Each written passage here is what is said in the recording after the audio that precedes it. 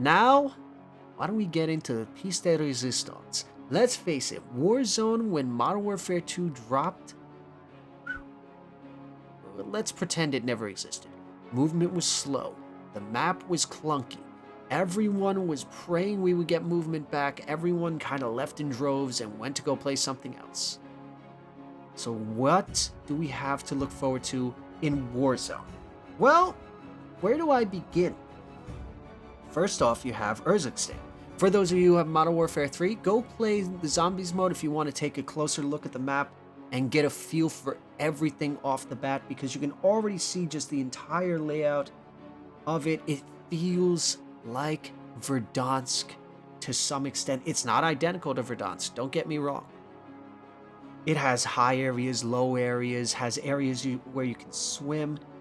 There is plenty of areas to loot, plenty of hiding places, plenty of areas for every playstyle, and I can assure you that for every place that you can drop, there's an infinite number of ways that you can go about playing this.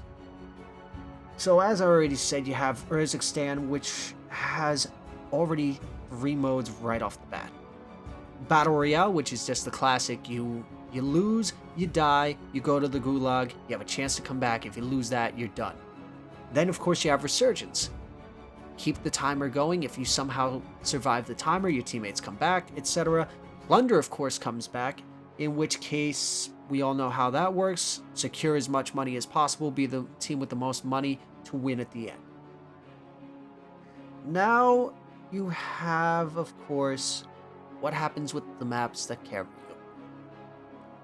You have it that Vandal and Ashika will be carrying over as Resurgence maps going forward, meaning we're not going to lose those maps, at least for the time being. What's better yet is picture the fact that you will be able to use Modern Warfare 3 movement on these maps, because let's face it, sure, they're decent maps, but the movement might make these maps even better. Now, remember how I said movement? Why don't we be more specific about this movement? What do these movements actually include? This includes slide canceling. Now, for those of you going, oh god, this means people are going to be slide canceling all across the map. No, you misunderstand me. For those of you who didn't get Modern Warfare 3, slide canceling does not reset your tac spring. Meaning that if you use the slide cancel, it's meant for breaking ankles, it's not meant for traversing the entire map. Meaning, if it breaks your camera, that's on you. Then of course you have the tac stance, which is pretty much where you turn your gun and tilt it on an angle. Honestly, I haven't really seen a good use for it at the moment. I prefer just ADSing like any other normal person. You also have it that ADSing while sliding will be added, and you will be able to run and reload at the same time. You will have it that, just like with Modern Warfare 2019, using a stim will give you a slight movement boost. So what other things we'll be seeing in the gameplay updates? So let's start off with one of the key things when you're swimming and going up a ladder, and let's say your primary is an AR, your secondary is an SMG. Seems to be everyone's kind of go-to. And someone starts shooting at you while you're under the water, and you die because you have no gun that can fire. Well, congratulations, ladies and gentlemen, they listened. And you will have a dedicated pistol when swimming or climbing ladders or ledge hanging, no matter your loadout. Now keep in mind, if your pistol is already in existence, you'll be using that. But if you don't have it, they'll just give you a designated backup pistol. Now, you also will have improved water combat. Now, alongside already having the dedicated pistol, you will be able to see people easier in the water. Because let's face it, with Modern Warfare 2, you really couldn't see people in the water, and it made for a pain in the ass when someone would be hiding just beneath the surface of the water. You couldn't see them, but somehow they could very clearly see you. Now, here's the one that causes so many headaches that it drives people nuts. How many times have you died to the gas mask ambush? I've had it happen, you've had it happen, and if you say you haven't had it happen, you're full of shit. Now, you will actually be able to manually choose when to equip the gas mask. So, when you're looking at a gas mask on the ground, players are presented with 2 options. You can either equip it or stow it. Now, if you equip the gas mask, you will have the equip animation of putting it on your face. Now, while stowing it in your backpack, Players will be able to then manually equip it later. As a result, the animation will no longer interrupt gameplay, and this will allow players to do just about anything. Now, keep in mind, players will only hear heavy breathing when wearing gas masks. Now, also keep this in mind. The experimental gas grenade, the one that's from Modern Warfare 3 that's going to be coming in the game, will now deal gas damage, meaning the gas mask counteracts this. Now, another thing that people were pissed off about was how ammo worked with Modern Warfare 2 with the backpack system. So how are they changing this? Specific new backpack slots that cater to ammo, allowing for people to pretty much find ammo and carry ammo across the board, similar to how Fortnite has their thing of AR, SMG, all across the board. So they're pretty much bringing back the way that they did it with the original Warzone. Now, speaking of things from original Warzone, you have loot rarity comes back. Weapons, equipment, kill streaks will now appear color-coded, similar to how things work, as well as having a color code for custom loadouts. Meaning, gray being weak, green being decent, blue being okay, purple being really good, and then legendary being, legendary, orange. Then, of course, you have the contract activation laptop, which will now allow players to interact with a larger and much easier to find laptop to activate, because let's face it, trying to find the phones is a pain in the butt. The only thing I'm hoping for is that activating it doesn't put you in an animation, because how many times have you hit the phone in Warzone 2 and immediately died because you're stuck in that animation? You also have it, they will be updating the TAC map icons so that you will actually be able to distinguish icons across the map instead of kind of squinting and going, is that where I need to go? Yeah, no, that's not going to be the case. Speaking of other things, the classic minimap will be returning, meaning if you're firing an unsuppressed weapon, it'll actually give a red dot on the minimap. If you're firing a suppressed weapon, no one's going to see jack shit. You also have improved loot spreading. Players, of course, were able to notice that, loot distribution was kind of spread a little bit thin. So when opening a supply box or eliminating an enemy, will receive improvements to minimize loot overlap so that people can actually pick up what they're trying to pick up instead of having everything kind of congested in one general area. You will also be seeing other various quality of life changes going forward that they will continue to add as time goes on, as well as taking all existing quality of life improvements that they've made over the course of last year and keeping them going. So what exactly do we have to look forward to as we go into this? So one of the things is a drivable train. Yeah, this time the train's actually drivable. So you will actually be able to drive the train forward, drive the train backwards. You will be able to use the buy station on it. You will have a UAV tower that you can spend money on. You will have a horn, an ammo depot, and a guaranteed legendary supply crate, a handbrake in the caboose so you can slam the brakes if you need to stop, or if you're being a dick and you're going after your opponent, imagine brake checking the assholes and gunning them all down. Now, another thing you'll be seeing is horizontal zip lines, which is something new for Warzone, but I dare to say it's going to make things interesting. Why? Because you're going to watch someone going zipping across the rooftops, and it's going to be fun to just shoot them and watch them go splat. You also have a new vehicle, the Coyote, which, honestly, I'm not against it. I mean, it's kind of light armored, made for off-roading, which makes it kind of interesting. However, it is kind of open, so it makes it easier for you to get gunned down. But I mean, having the mounted machine gun is going to definitely make things entertaining.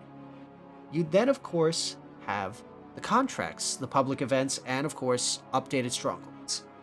First off, big game bounty contract. When activating this contract will put a bounty on the player with the most eliminations in the match, and if you manage to kill said person, you get an advanced UAV. Then you have the flyby public event, in which case you have it that multiple drones will start flying in to drop additional buy stations into the war zone, meaning that if, let's say, everyone's camping it, it's going to make things kind of a pain in the ass. Then, of course, you have strongholds. Strongholds were a pain in the ass to go off of when the AIs were there. Even when the AIs weren't there, they were a pain. So what exactly are they going to do with this one?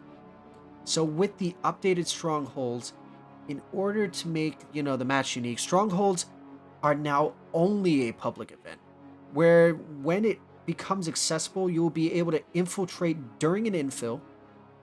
And as a result of this change, players will also encounter cash drops during this infill, as well as finding possible black site keys in the ground loot, allowing for the opportunity to open a black site in any match.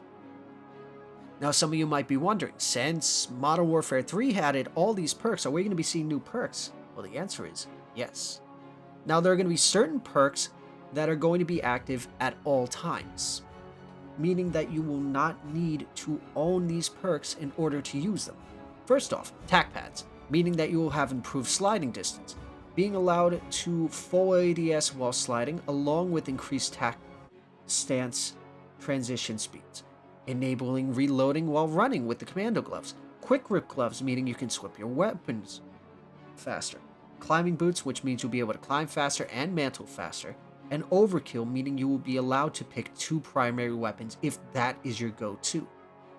Now, on top of that, you will have certain perks that are exclusive to Warzone. This is not something new. This is something that happened back with Vanguard, and it looks like we're going to be going with that again. You have Irradiated, which means you'll be able to move faster and take less damage while in the gas. Tempered, which, let's face it, we've seen this one before, allows you to, instead of having 3 armor plates, get 2, meaning you use less armor plates to replate, and it takes you less time to replate. Now, this is the one that broke so many people because this caused a lot of penetration kills and a lot of people to get pissed off.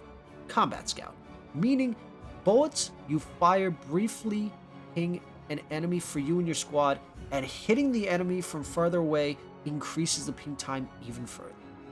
Then you have Resolute, which means when you're taking damage from gunfire, it grants a short bonus to your movement speed. This one I don't really see being all that useful. Shrouded.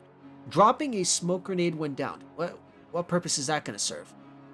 Congratulations, your opponents can't see, but they're still going to kind of trip over you and kill you. Then you have Mountaineer, which reduces fall damage. You have Stalker, which increases the strafe and aim down sight movement speed. Then you have Escapist, which increases downed, proned, and crouch speed. Then you have Primed, which has accuracy and time to ADS is improved while jumping. Then you have Faculty, which delays triggered explosives while sprinting, warns of nearby enemy equipment, and reduces combat noise. Now, keep in mind that these perks are allowed with many variety perk packages, and with, the number of perks now being at 30, you will be able to pretty much create a variety of crazy things. Now, speaking of which, take a look at the new Gulag. Now, guess what? There's no 2v2, none of that bullshit. We're going 1v1 right off the bat. In which case, if you take a look at it, you have it that the overtime flag is not a flag this time. This time, it's a rope.